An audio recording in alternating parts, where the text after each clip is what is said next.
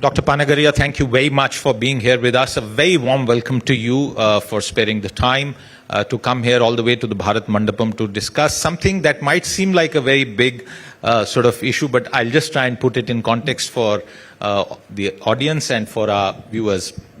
From 1990 to 2020, sir, the early 19s, we were 17th in the global ranking when it came to economic size. And this is a subject that Dr. Panagariya, I must tell you, has written extensively about. He's spoken about it. If you go online, you'll see a lot of information. So, it's a little presumptive for me to try and say these facts in front of him. But just to set the context, 2020 onwards, next 30 years, the ambition is that we will get to be the third largest economy. In doing that, raising per capita income as well as taking our GDP to $30 trillion will involve multiple initiatives, multiple steps and measures to be taken to ensure that we get there and don't get stuck in what is called the middle income trap. To start, what do you think is the most pressing need that you feel is essential to get on that path at this point of time, sir? So, to put things in perspective, let me first say this. If I take the last 2 decades, 2003-4 to 23-24, India has in fact grown in current dollars at 10% per year. If we stay course, just stay course where we are, meaning you said, what will it take to put us on that trajectory? Yes. So I'm saying, let us stay even on that trajectory which we have been on in the last 2 decades. We get to about 31-32 trillion by 2046-47. So that is where we are, but I think we can do better. And there we can discuss, there are many things that have been done, but also many things that remain to be done. What are the most critical things that are not yet done, which you feel are essential for the government to embark on? I want to start with our trade policy, because in the last 5 years and 10 years, or even prior to that, we have seen various twists and turns as far as India's trade policy is concerned. How significant will trade policy be for achieving this target? So I think the way I would put it is that there is a lot of potential to be realized by liberalizing further. We are certainly an open economy today. It is not the pre-1990s. The trade to GDP ratio total, I haven't checked the full figures, but if you take goods and services and all, anywhere close to about 50% of the GDP. So we are an open economy in this sense. But in terms of the trade policy, there is a lot of scope to liberalize further. Many of the tariffs are high, which need to be brought down. As a free trade economist, I have no problem if we go to zero. But that's not practical. We have had probably just one example truly of zero tariffs, which was Hong Kong. Singapore is next closest. But has some duties. But, bring tariffs down against everybody. But in addition, also do the free trade agreements, particularly with the like-minded countries, which are all large markets. If we take European Union, the United States, I think these are very, very large markets. And that, of course, combined with what is going on globally in terms of lots of multinationals seeking an alternative location than China, I think puts us in a great position to take off, to push up this growth rate of 10% per annum in current dollars, not in real dollars. In real dollars, about 8%. So in current dollars, push it another couple of percentage points. That gets us to some, very close to about 50 trillion by 2047. 50 trillion by 2047, music for the ears. But I want to ask you, is Atmanirbharta in manufacturing, which is a key policy tenet that the current government is following, is it in consonance with the kind of lower duty or zero duty trade policy that you are advocating. How do the two square off? No, I think it is not merely an issue of knocking down the custom duties. There's also the domestic internal reform, which is very critical. Now, one of the things I've been writing about, for a very long time now, is that our firms, our enterprises tend to be small, and they don't grow. And there are good reasons for it. We can go into the long history from the Nehru era all the way down to here. But one of the critical remaining factors which is keeping the firms small, particularly in sectors where you can create a lot of employment, which of course is critical. I'm not saying unemployment is high, but underemployment, low productivity employment is what dominates. 45% of the workforce in agriculture, another 40% in enterprises which have fewer than 10 workers. Now, these are very low productivity workers. So if you think about it, you've got this vast workforce which is engaged, which is employed in very low productivity employment. And the only way to bring this very large workforce into labor productivity employments, which are at least twice or three times of what the current productivity of labor is in these employments, is to make way for the more labor-intensive industries. Now, every industry has become less labor-intensive over time, right? So even, well, textiles, for example, used to be in the 50s, 60s, 70s, very labor-intensive. Today, textiles is very automated, very capital-intensive, and that has happened in every industry. Nevertheless, you still got relatively industries that are labor-intensive. A lot of the, activities that are processing, assembly activities, as we are doing, for example, in the iPhones, assembly activity brings in a lot more worker per unit of capital.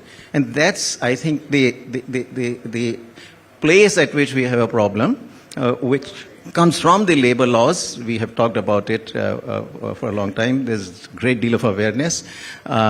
Also a lot of hope now that these labor laws will be, the new labor codes that the government had enacted in 2019 and 20 will now be implemented. I think that will go a long way towards clearing one major obstacle to the emergence and expansion of these firms in the labor-intensive sectors.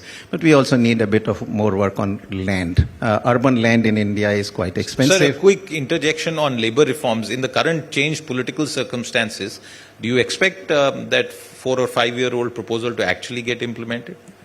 Well, the reports I'm seeing, I'm just going by, the same reports that, you produce and I consume. And those reports certainly are very strongly suggestive that there is a lot of activity along those lines going on. So I'm certainly optimistic that we'll see some action.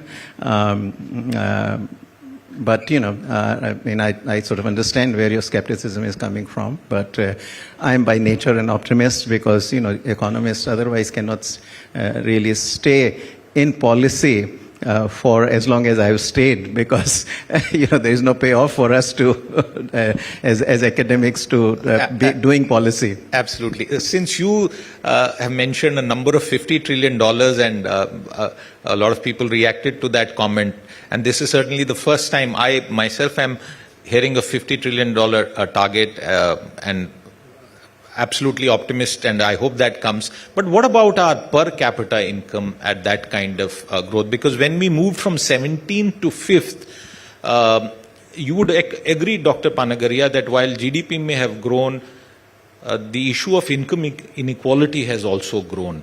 Wage growth has not kept pace with the same sort of growth that we have seen. So at a $50 trillion GDP, what kind of per capita income can Indians expect to enjoy? And by 2047, that's the population estimate for India will be 1.65 billion at least. Well, then do the division and you'll get it. But, of the bat, just verbally, if I divide by 2, 50 translates into 25,000. So clearly 1.65 will get you to $30,000 to $35,000 per capita, maybe somewhere in that range. I mean, I'm not so quick in doing the division by 1.65, but that's roughly where it'll get you. No, this 50 trillion I only mean in the sense that if we do things that we need to do, because 10% we have been doing, and if we kick up another 2 percentage points, for which enough scope exists for many reasons, per capita income is still very low, so a lot of room for us to catch up. Demography is in our favor. Geopolitics is in our favor. Economic politics in the sense of, China now not doing so well and therefore likely to quit the global marketplace in many sectors. That also is in our favor. So all in all, I think there's a lot of reasons why we have really fantastic couple of decades ahead of us. So the fear really is that while we may grow on a top line basis, the per capita point may not keep pace, because the World Bank, and I want to cite this data with your permission, that the World Bank says India will take 75 years to reach 1/4 of US per capita. Even China will take 10 years just to reach this level. It's very clear that by 2047, and I'm quoting World Bank numbers to you, sir, at 6% growth, which has been the average for the past 10 years, India would be close to $10,000 per capita, 9,939. That is pretty much given. But how do we ensure that income inequality doesn't continue? Because the last 30 years have seen income inequality rise. I think that's both anecdotal and data driven, including the Oxfam report. Yeah. First of all, the World Bank numbers that you're quoting, right? The way they do the conversion of this is really not the right way to do it. What you have to do is there are different ways to do it, but basically you take the nominal GDP in rupees and then you divide it by the nominal exchange rate and you get the GDP in current dollars. And that is where then you use that series to calculate the growth rate. This is not how the World Bank is doing. So I don't know why they're stuck at 6%. India growing, as I said, at least GDP has grown 10% in current dollars. So they are clearly lowballing that figure. What I have said is the numbers that I expect, anywhere between 30 trillion to 50 trillion, depending on, this is the 2 percentage point extra makes a big difference, power of compounding. And that will divide by 1.65, you get the per capita income. Now, when you then change the goalpost, what percentage of the United States it will be, which is what the World Bank is giving you, that I think depends on how the United States itself is going to grow. So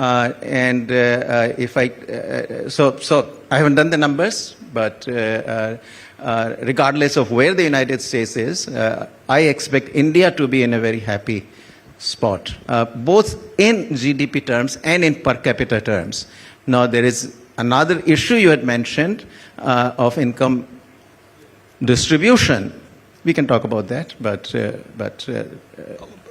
let's take that point forward. Do you think this will change? Because that is leading to rising social tension, some would say, unemployment, the number of people that require employment, their skill levels, all of that is becoming an issue. Do you think that will change with this kind of growth when we achieve that?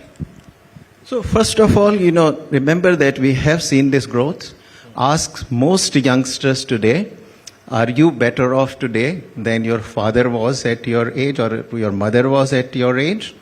I think you'll overwhelmingly get the answer that they are better off today than their mother and father were. Not too many young men around. We could have had a show of hands.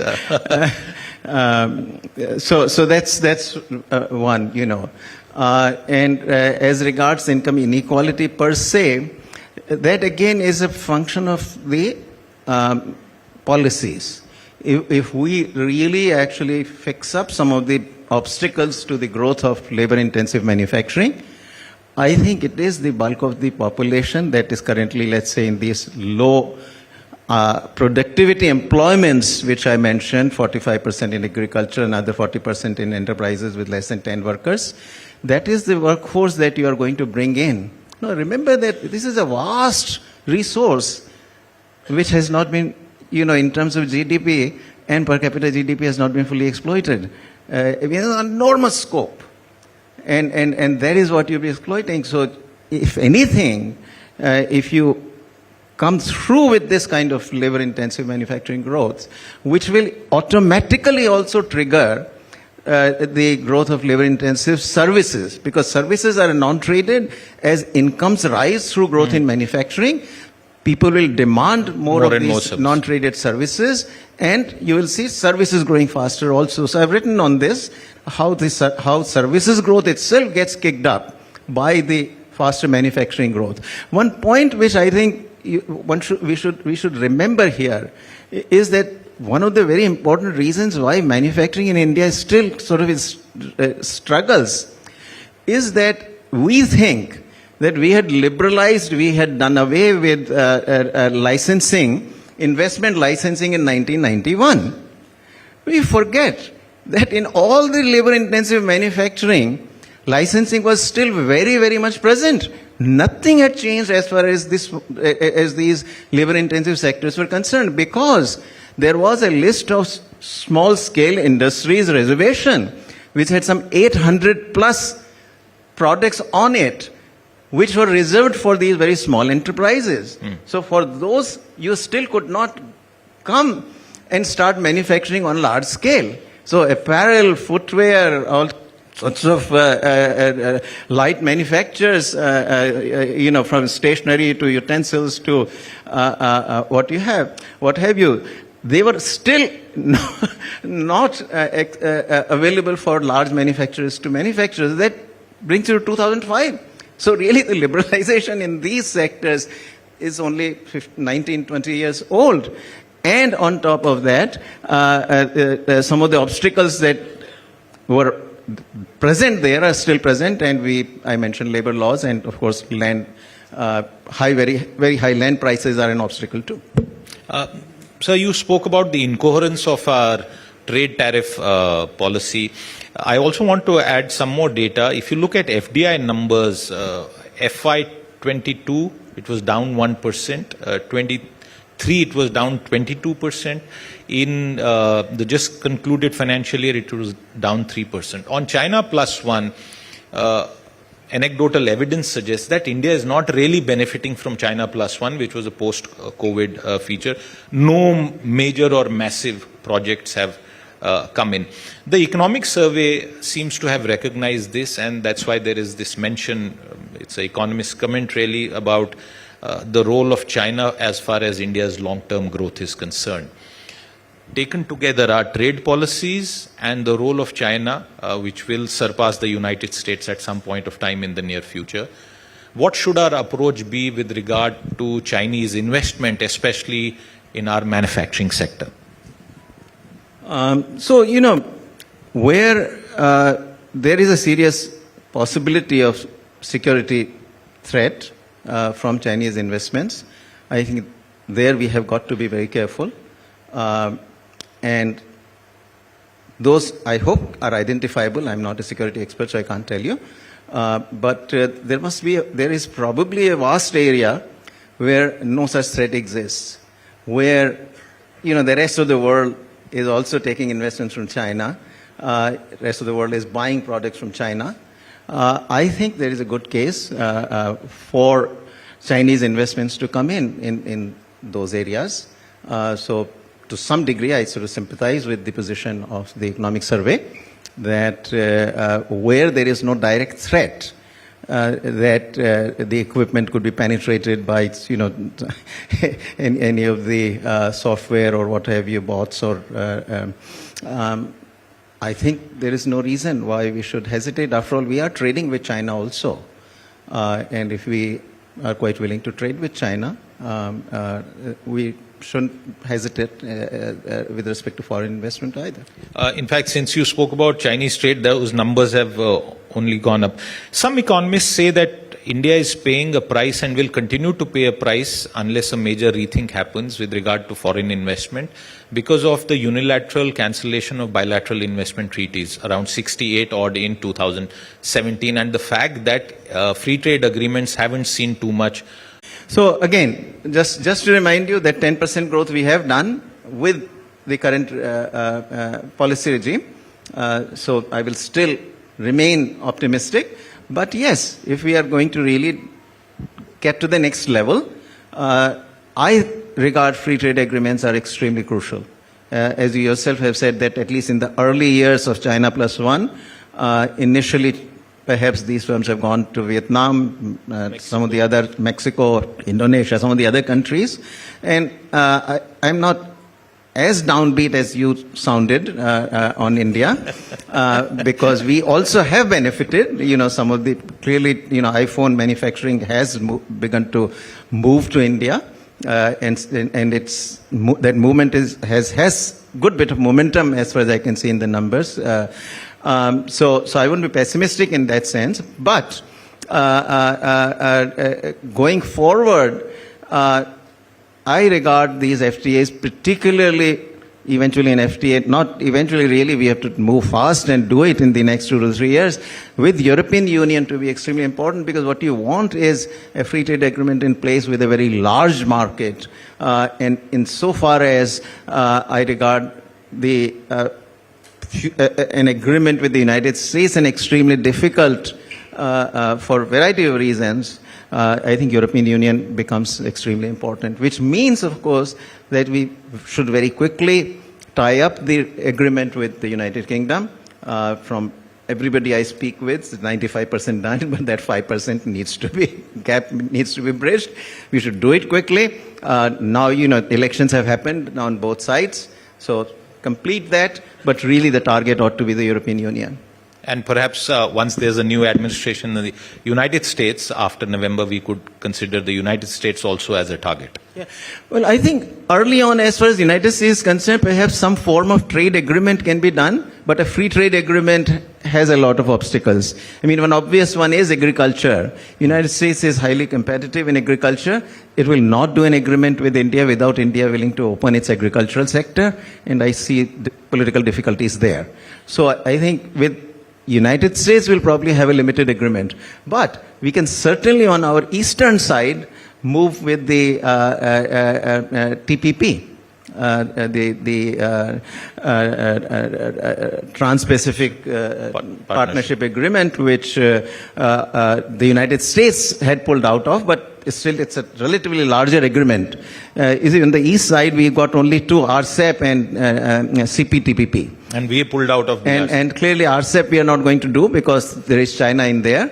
But in fact, because China is in there and China is also seeking entry into CPTPP, I think we should preempt that and we should get into that agreement first, because then we will have the leverage to actually keep China out of that. Prior to the reforms, much of our growth was led by the public sector. That's arising out of the 1950s and 60s and the turn towards a certain kind of economic model by the governments then. Last 30-35 years, we have seen a very, very healthy private sector. But examples like South Korea are there in front of us, where the rise of the chaebolls has led to South Korea becoming an export powerhouse. For the future for 25 years, how do you see the role of the private sector? And I also ask you this in the context of India's conglomerates constantly being under attack, and the political attack on Adani, Ambani, and how they are capturing and grabbing market share all across sectors. Is that an issue in your mind as far as the private sector's role is concerned?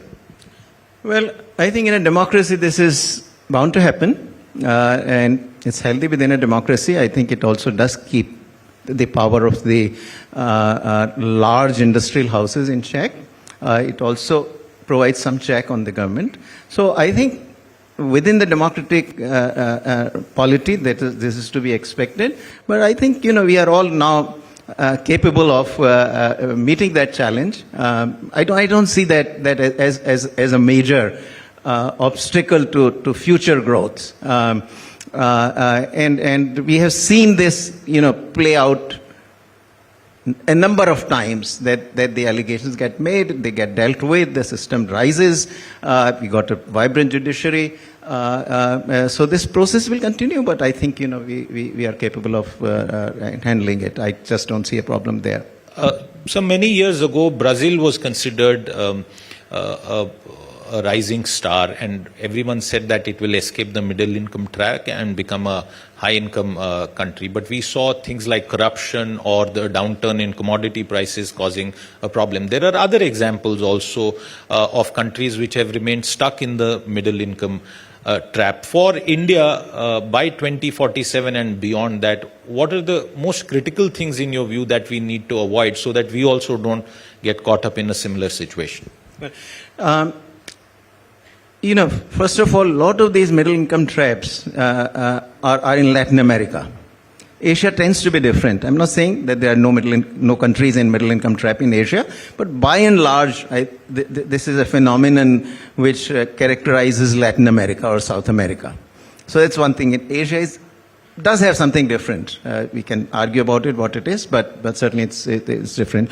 Now, to avoid this, in effect, in the end, we'll have to continue with these reforms. Is not a one-time deal. We constantly refer to 1991 and all as, but that's not where we stopped. Actually, even Narasimha Rao did not stop at what he did in 91 the first month. I mean, big reforms got done in the first month, but he continued. And then Prime Minister Vajpayee continued, then under Prime Minister Modi, we had some major reforms and all. We did have a bit of 10-year period when things really went slow and all. But, that's part of democracy. So we have to continue on this path of economic reforms continuously. And there is still, during the first 40 years, so much got put into the policy which needed to be undone, that after 30 years, we still have probably, we have been able to undo about 50% of what needed to be undone. So there's still that remaining 50%. If we stay there, and one thing I would still emphasize very much, stay open. That is a very important check on you. That if you are benchmarking yourself to the best against the world, because when you are open, you're competing against the best in the world. And if that becomes the benchmark, then you would actually get your internal house also in order, so that you can remain competitive with the best in the world. So that, I think, is one of the very important things to keep in mind. One of the final questions that I wanted to ask you was, can India achieve this kind of growth without all states stepping up? Because the discussion usually centers around the central government and what it needs to be done. But growth, and all our people live in the states. What do they need to do to get us towards that target? Yes. No, I think this is very important, actually. This is very important. Much of the reform in India has been driven from the central government. States do need to step up. Some states have done well. I think, we got some states. Now, if I can be brutally frank, industry doesn't usually locate in all states. So, if we especially think of next 10 to 20 years, that is not where the industry is going to locate itself in all 28 states. You can look at China, you can look at the United States, you can look at Korea. In nowhere actually the industry is located in the entire country. But if we have 4 or 5 states, which I think we do, and some of these states are near the coast, as is the case with the United States, South Korea and all as well, I think that will be sufficient to pull off the kind of growth we are talking about, because these have to, what you need is a few dynamic growth centers which then pull up the rest of the states, rest of the economy as well. And that's a subject that you are seized with currently, but my colleague Rahul Kamal has a question for you. Dr. Panagariya, the government had recently put out an advertisement through the UPSC asking for lateral entrance to come and be part of the government framework. You yourself, in a way, are a lateral entrant in the government architecture. A short while before now, at the asking of the Prime Minister, the government had this ad back, saying that they will not have any lateral entrance at the moment in the way that it was envisaged originally. Because opposition leaders like Rahul Gandhi and several others are saying that if you take lateral entrance, then there's no reservation. None of them are SC, OBC, tribals. The reservation criteria are not met. So outside of the politics, as somebody who's seen the government from within and without, can you explain why you think lateral entrance are important in government? And the politics that is ensuing at this moment, where because there are no reservation criteria applied, it's become a political ping pong, and the Modi government is under pressure so much so that it's had to roll back a decision that it's taken, which is not typical of this government. Dr. Panagariya. Yeah. No, I had feared that that might happen actually, so sorry to hear that. I wrote my first article on lateral entrance, and by the way, in that first article, Economic Times, somewhere in September 2000, what I said was, open up joint secretary and above to lateral entrance, which is the level at which at least joint secretary, so this is joint secretary and below where the lateral entrance were being brought in through this advertisement. I think it is important. Ultimately, we need governance reform. Somewhere it has to start. This was and in any case, the government was not going all that fast. A few joint secretaries had been brought in, and this was the second such effort. And if you think about, 10 joint secretaries and 35 directors or deputy secretaries, this is a drop in the bucket. This is not a large number proportionately by any stretch of imagination. And even that gets thwarted by the kind of criticism that was being made. Is sad, but this is what this goes with the territory. Meaning, in a democracy, these forces do play out. But those of us who believe in reforms will have to continue to push at it. Maybe we have to find alternative ways to reform the civil service. Certainly, talent has to be brought in. I believe in both. I think generalists which exist in the government are capable of acquiring specialized skills, and likewise specialists like me coming into the government can acquire generalist skills. Not everybody is able to do that, but I think there are people on both sides among specialists who can acquire the necessary generalist skills to do things, and likewise within the government, the generalists who can acquire specialist skills. But we got to find ways. In a way, it is a pity because you will still need to bring in people as consultants, right? This lateral entry was really more genuine lateral entry because it puts the lateral entrance in positions of power where they have the decision-making power. But maybe for a while, I think, our system will have to make do with bringing the lateral entrance as consultants where they would supply the specialized services without actually having the decision-making power. But on that only the country suffers, the system suffers. One wishes actually that, we had a less contentious polity, but we are a diverse country. And we'll have to carry the country along. So those are the pressures. Well, perhaps a coincidence that the session before that, where we had Mr. N.K. Singh, was on reforming the Sarkar, and very clearly some of the most famous lateral entrants, and I know many of you would recall, include people like former Prime Minister Manmohan Singh or Bimal Jalan or Montek Singh Ahluwalia, and also in the recent past, many more names. And before that, I.G. Patel, 1954 or something, go back, all the, lateral entrance were brought in. There was no controversy on these things, and these happened obviously under the Congress government for many years. So the Congress government of today is very different from the Congress government of the past. Actually, Mrs. Gandhi vehemently actually fought against the caste system. She was, in her public speeches, would say that we got to move away from the caste-based politics and whatnot. So today's Congress party is different. Well, we were debating how India can escape the middle income trap. We're also ending this debate on how India can escape some of the present traps that our politics seems to set us up for. But Dr. Panagariya, thank you very much for taking out the time and telling us what you think about some of the main issues that are important for us to go down that path. Thank you, Siddharth. And we have actually, navigated ourselves out of many of these traps over the last 75 years. We will continue to do that. Thank you very much once again. Thank you so much, Dr. Panagariya. Would you please stay on the stage for a bit moment?